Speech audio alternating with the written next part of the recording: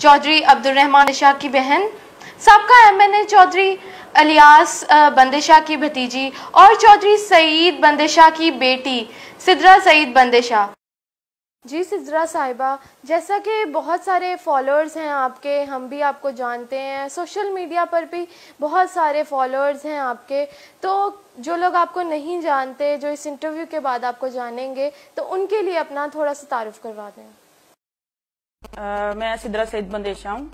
और चौधरी इलियास की भतीजी और चौधरी सईद की बेटी और शहीद चौधरी अब्दुल रहमान बंदेशाह की सिस्टर हूँ। आपने अपने भाई के मिशन को पूरा करने का जो बेड़ा उठाया है, उस कोशिश में आप किस हद तक कामयाब हुई हैं? अल्लाह का शुक्र है, काफी हद तक कामयाब हूँ इस कोशिश में और बाकी अल्लाह ताला मेरी मदद कर रहे हैं और आगे भी इंशाअल्लाह मेरे साथ ऐसा ही अच्छा लोग जैसे मेरे साथ खड़े हैं,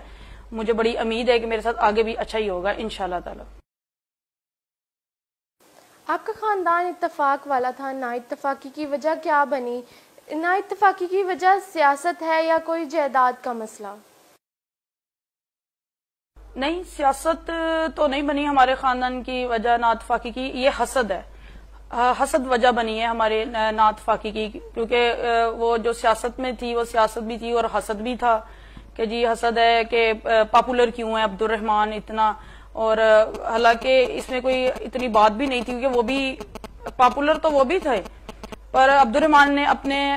दम पे, अपनी जुबान पे, अपने अखलाक पे जगह बनाई थी, तो बस ना इत्तेफाकी की वजह हसद ही है और तो मुझे कुछ समझ नहीं आई। शहीद अब्दुल रहमान बंदेशाह अवाम में तो बहुत मकबूल थे, उनकी मदद भी करते थे, इसके अलावा वो घर में कैसे थे, कैसे भाई थे, कैसे बेटे थे? अब्दुल रहमान घर में भी काफी अच्छा था, मतलब अम्मी का भी फरमाबरदार था और मेरे से छोटा था। कभी मैं डांट देती थी तो मेरे कभी आगे कभी नहीं बोला कि क्यों डांटा है, मतलब चुप रहता था सबके आगे। और इतना मतलब वो जब छोटा था तब अब्बू को शहीद किया गया, तब उसने भाई और बाप दोनों की वो कमी जो है उसने पूरी की है। अब्बू के बाद तो हमें बिल्कुल ये महसूस नहीं हुआ कि हमारे वालिद शहीद हो चुके हैं, मतलब रहमान ने इतना हमें प्यार दिया, इतना प्यार दिया कि वो कमी महसूस नहीं होने दी। अब्बू की कमी तो रहती है और वो सारी जिंदगी रहनी है, पर एक भाई ने वो कमी पूरी की। पर जिस दिन भाई को शहीद किया गया अब्दुल रहमान को, उस दिन वो पता चला है कि आज हम यतीम हुए हैं, आज अब्दुल रहमान हमारी जिंदगी से गया है, तो हमें फिर पता चला है कि वालिद का साया और भाई का साया क्या चीज होती है। डॉक्टर निसार के सियासी कैरियर में आपके भाई पेश थे, ना इत्तेफाकी की वजह क्या बनी? बिल्कुल वो पेश था। हम लोग खुद, क्योंकि जब वो बीए की शर्त लगी है, तायाबू जब परवेज मुशर्रफ ने शर्त लगाई है बीए की, तब डॉक्टर निसार को तायाबू लेके आए हैं, अपना बेटा बना के लेके आए थे और उसको ये बोला गया था कि जब इस खानदान का चिराग बड़ा हो जाएगा तो वो ये सीट उसके हवाले करेंगे।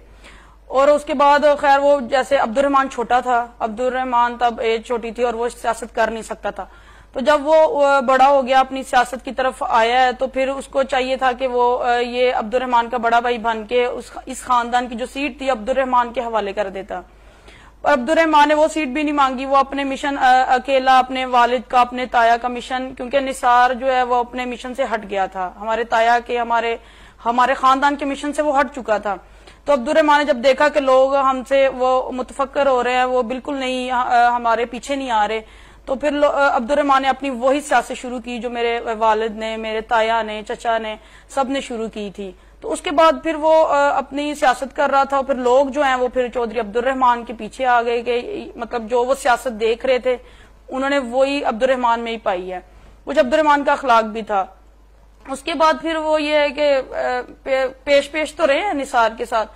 फिर ये है कि ना इत्तेफाकी की वजह यही हसद ही था कि जो अब्दुल रहमान को और निसार को एक दूसरे से दूर किया, और फिर निसार ने जो किया वो सारी दुनिया के सामने है। बिगाड़ की वजह बैरूनी साजिश तो नहीं? बैरूनी साजिश भी आप कह सकती हैं, क्योंकि मिल मिला के सारा कुछ हुआ है, क्योंकि बहुत से दुश्मन जो अब्दुल रहमान के थे वो भी नहीं चाहते थे कि ऐसा हो कि ये आपस में मिलके बैठ जाएं, वो हमारे खानदान को बेसिकली खत्म करना चाह रहे थे और उन्होंने साजिश की और उस साजिश में वो कामयाब हुए। उन्होंने हमारे खानदान का जो आखिरी चिराग था वो इसके साथ मिलके उसको खत्म कर दिया। اپنے بھائی کے بعد آپ نے سیاسی کیریئر کا آغاز کیا، تو کیا آپ کو بھی کوئی تھریٹ ہے؟ تھریٹ تو مجھے کافی ہیں. عبد الرحمان کے تیسرے دن ہی مجھے تھریٹ آ گئی تھی. تھریٹ تو ابھی لگاتار ہے مجھے کافی، کیونکہ یہ مجھے لگتا ہے کہ ساری زندگی رہنی ہے تھریٹ، کیونکہ اب جو میں نے بھی بیڑا اٹھایا ہے یہ سیاست کا، تو سیاست میں تو آپ کو تھریٹ ملتی رہتی ہیں. پر اس میں اللہ کا شکر ہے میں ڈرتی بھی نہیں ہوں ان تھریٹ سے، کیونکہ یہ تھریٹ ہماری زندگی کا حصہ بن چکی ہے. تھریٹ جو ہے کہ میں چودھری سعید کی بیٹی ہوں اور چودھری الیاس کی بھتیجی ہوں اور چودھری عبد الرحمان کی بہن ہوں.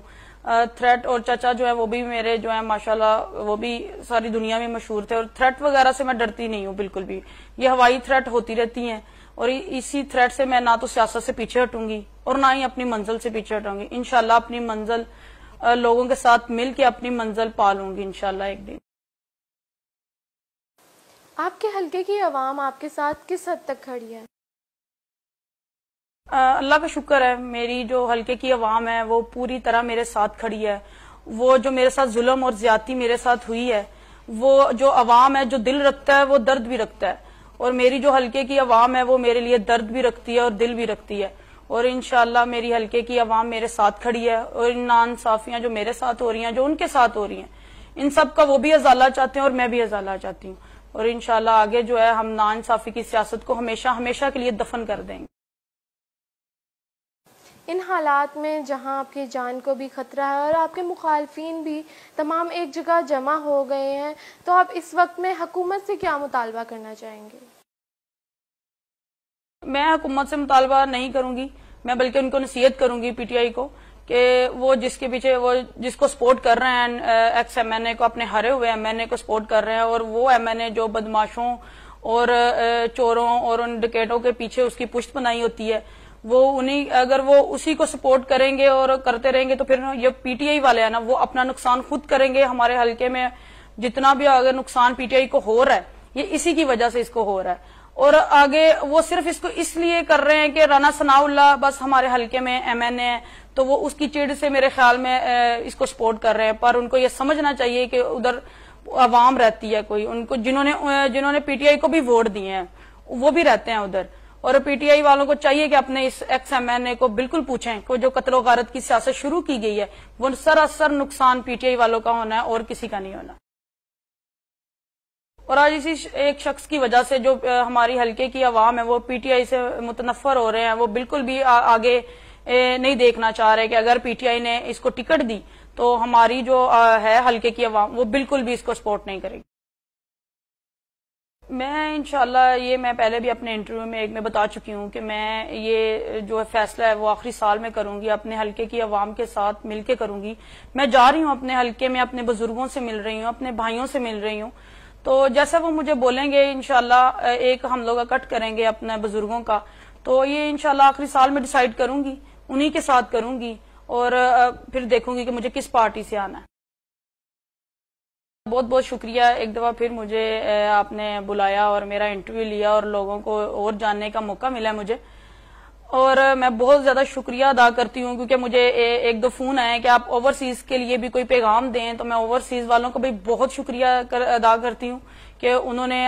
میرے ساتھ کھڑے ہیں، اس ظلم کے ساتھ کھڑے ہیں کہ جو میرے ساتھ ہوا ہے اور جو زیادتی ہوئی ہے، ایک ظالم کے خلاف ہم لوگوں نے ایک آواز بلند کی ہے، ہم سب نے مل کے کی ہے. بس اللہ تعالیٰ ہمیں اس میں کامیاب کرے، اور آپ سب میرے لیے دعا کریں کہ میں اپنے حلقے کی عوام کے لیے بھی کچھ کر سکوں اور اپنے لیے بھی ایک انصاف لے سکوں. بہت بہت شکریہ، میری حلقے کی عوام کا شکریہ، اور جو میرے ساتھ کھڑے ان سب کا شکریہ، بہت شکریہ.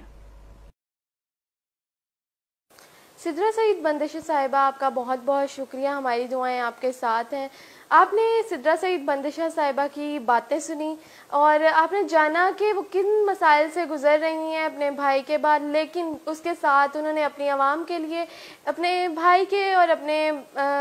باپ اور اپنے تایا کے مشن کو آگے بڑھانے کے لیے کوشش کر رہی ہیں. تو آپ لوگ بھی ان کا ساتھ دیجئے، اور اس کے ساتھ ہی اپنی ہوسٹ ردا کاظمی کو اجازت دیجئے. اللہ حافظ.